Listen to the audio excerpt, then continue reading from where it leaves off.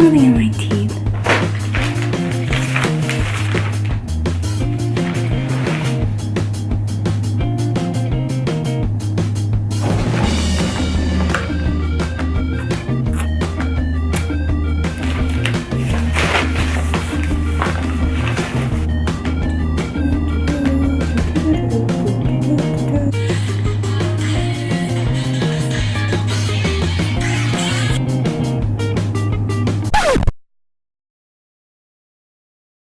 Hey everyone, it's Gabby. Welcome back to my channel. So today is really exciting because I am starting a new series on my channel called Fashion News. Yay!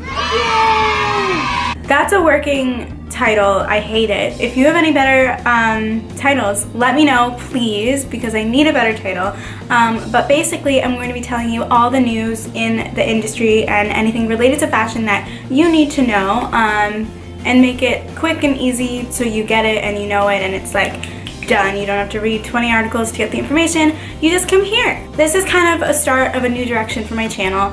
I really need to stop playing with my hair. I really want to make my platform like a place for people who are interested in the industry or who want to go into the industry, for you guys to come and get all your information, because I feel like even me, like before I went to FIT and even now, I feel like the industry is really closed off, and I'm just trying to make it a lot more transparent for you guys so that you guys can be successful and so you guys just know more about it and know how to be successful, because I'm trying to do the same and I feel like if we do it together, it'll be great. Let me know what you guys think about this new series idea, if you like it, if you have any suggestions.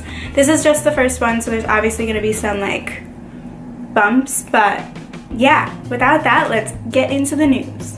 I have it on my phone, so I'm going to be looking down sometimes. Okay, so the first piece of news that everyone was talking about and that you probably heard something about is that Celine, the brand, changed their logo and changed their name. So they no longer have the accent over the E. I'll insert some images so you get what I'm saying.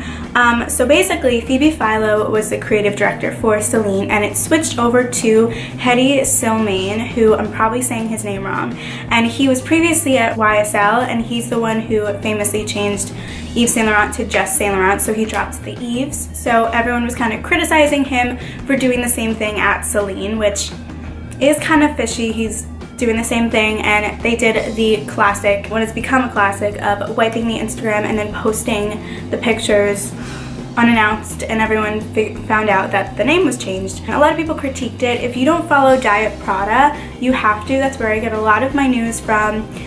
They are really famous for pointing out anything that is fishy in the industry, like if someone copied a print from a while ago, they catch everything. You can't get anything by Diet Prada, so they were really criticizing him and criticizing the brand for doing this.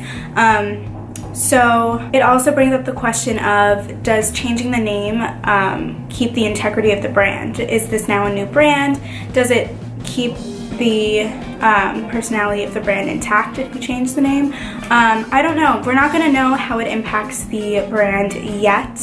Only time will tell, so keep your eye on Celine. So I was reading the New York Times, and there's a big discussion in the industry about whether or not brick and mortar stores are going to be going away. So if you don't know, brick and mortar means like the actual physical store as opposed to e-commerce. So everyone is putting a lot more focus on digital and on e-commerce, and a lot of people are closing stores. So there's this big question of, is brick and mortar dying? The New York Times and the person who wrote this article says they're not, and they give a lot of evidence to support this.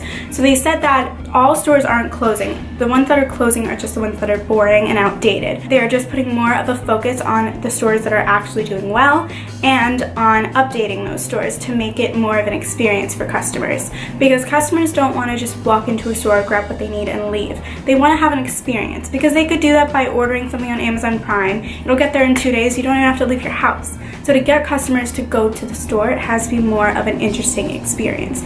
So Tiffany's is redoing their famous Fifth Ave location, where they just opened their Blue Box Cafe, and they're going to be redoing it and expanding the cafe, which again follows along with creating an experience. Target is another store that is putting a lot more emphasis onto the visuals of their store, which I noticed at my Target. Their home section looks beautiful now. Like, it's so aesthetically pleasing, and it makes you want to go into the store to see what they have. The retail giant Walmart is opening up a personal shopping section of their store, which you wouldn't expect for a Walmart, but it makes sense. It makes you go to the store instead of just ordering what you want online. So the bottom line for this is that in-person shopping isn't going away completely. It's just changing. There's going to be a lot more digital elements incorporated, a lot more in-store events, a lot more things for you to interact with, not just shopping. Ooh, this one I was so excited and interested to read. So Chanel is returning to New York City, and they're going to be showing their pre-fall collection this December 4th at the Met. So this collection is called their Métier d'Art collection. I'm butchering that, and it's their like pre-fall collection. So Karl Lagerfeld introduced this into the brand way back when he started at the brand, and they are one of the first brands to introduce like a pre-collection in between the two main seasons, fall and spring, which is now staple to the industry. Everyone has a pre-fall collection, everyone has a cruise collection, and they're the brand that really does it. So it is very special that this is the collection they are showing here. And in 2005 they did their show at the Met, and in 2006 they did their show at Grand Central. So the Métier d'Art collection is usually shown at a random location around the world, and it's to really showcase the ateliers and the artists that produce that part of Chanel, because the garments are beautiful, super detail oriented. So I think it's really great that they created this collection to really showcase that, because I feel like a lot of brands don't really showcase the artists behind it. So that's going to be December 4th of this year. So I'm so excited to be like researching that and seeing how that goes. My life goal would be to go to a Chanel show, but probably won't happen. I can just look at it on Vogue.com. So something for all you people based in California is that there's going to be a sustainability convention called Remode in LA, and there's going to be panels and workshops and guest speakers and networking events, and there's 4 pillars to the event. So it's remarket, remake, reinvest, and rethink, and their tagline is to change the industry from all angles. So there's this growing conversation about ethics and sustainability, so this is really on trend and really present and current right now.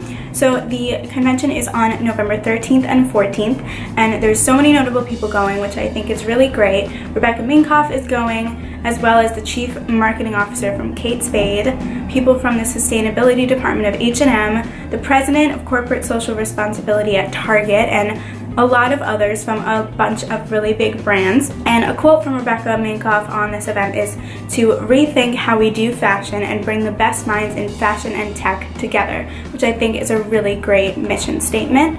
And another part of their mission for the event is to create omni-channel growth executed in a responsible and sustainable way. So I think this is really great because it brings all these big names and big brands all together to really focus on how we can lessen our impact on the environment and just be a lot more conscious of where things are coming from, because I think the younger generations are starting to question who made their clothes, where they were made, what were the wages, what were the environmental impacts of the clothes, and I think that's going to just increase as time goes on, as the whole world kind of focuses more on environmental impacts. People are finally realizing that there is a consequence to these actions. So I think it's really cool that they're starting this conference so that you can go, you can get involved, you can get knowledge, you can start networking with other people from other brands and see how they are working towards creating a better way that we do fashion. So if you're in LA, go check it out. I'll leave the link in the description. If it was in New York, I would totally go, but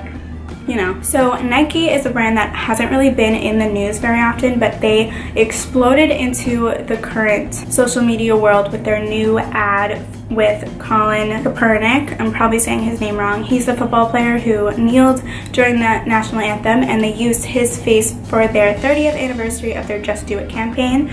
It had his face on the ad, it was black and white, and the tagline said, "Believe in something even if it means sacrificing everything." It caused a whole discussion on social media. People were posting the ad in support, people were posting the ad against the ad, and it caused Nike's stock to drop 2.7%. That is a significant percent for Nike. And for any business in general. Only time will tell if this ad has a lasting impact on the brand, if their stock continues to drop, if the opposite happens, if it gets a lot of people for Nike because they're bringing these social issues into the forefront of the industry, so keep an eye on them. So something I just heard today that is so upsetting to me is that Henri Bendel is closing. The brand is completely closing. They are owned by L Brands, which owns Victoria's Secret and Pink, and they decided to close the brand because of decreasing sales. So they're closing every store, they're closing their online presence, and they are even closing their Fifth Ave location, which is an iconic location. It has been in New York for forever. It is such an iconic New York landmark and just a fashion retail giant. They were one of the big ones. They were in the same league as Bergdorf's, Bloomingdale's, Barney's. It's just a New York landmark that it's kind of crazy that they're going to close. It's right on Fifth Avenue.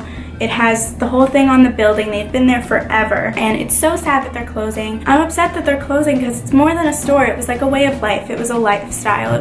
It gave you like a little bit of a luxury feel, like an Upper East Side luxury thing, and it's crazy that they're not going to be there anymore. So if you ever wanted to see it or wanted to buy something from it, go soon. They're closing in January. I'm definitely going to go there and get myself something with the classic Henri Bendel striped, because it just means it's so much more than a store. It sounds so silly to be talking about something like, oh, I'm sad a store is closing, but it's so much more than that. It was in Gossip Girl, like they went to Bendel's, like that's what it's so much more than a store. It was part of a lifestyle. So it's really sad that that's closing and that it's not going to be part of the New York landscape anymore, but it made such a big impact on New York. To close off on a fun note, the ruby slippers from Wizard of Oz were finally found. So this has a whole story attached to it. There were 4 total pairs of the ruby slippers that Judy Garland wore, and 3 of them were in museums, but this one pair was owned by this man. It was stolen in 2003, and it was just found again. And the Smithsonian had a mismatched pair, and this pair was also mismatched, so like the right was bigger than the left. So they think that they found like a full pair. The guy no longer owns it. The insurance company bought it from him for $800,000, which is crazy. But I never knew they were stolen. I never knew there was more than one pair, let alone 4 pairs. So this is kind of fun, and I thought it was so cool and like kind of cute, like, oh, the ruby slippers are home again. Like it was just, I don't know, I thought that was really nice and like a fun little like fashion news that's like, it'll be like a cool like tidbit to know. You could pop it out in the conversation. So yeah, that's all the fashion news from the previous couple weeks. I kind of smushed together all my favorite things. So let me know if you liked this video. I'm going to try to do it frequently, but you know me, I'm terrible at posting on a schedule. But don't forget to follow me on ineedmoreclothes.com. I'm posting a lot of content there, and I also just relaunched my Facebook page. It's facebook.com/ineedmoreclothesblog, and I'm going to be doing weekly wish lists where I showcase 5 products that I am really loving at the moment and that I think you guys will love too, with links and stuff like that. So definitely go over there and like the page if you want to see some products wish list thingies. What? I have to leave. Okay, so don't forget to subscribe and like this video if you liked it, and I will see you next time. Bye.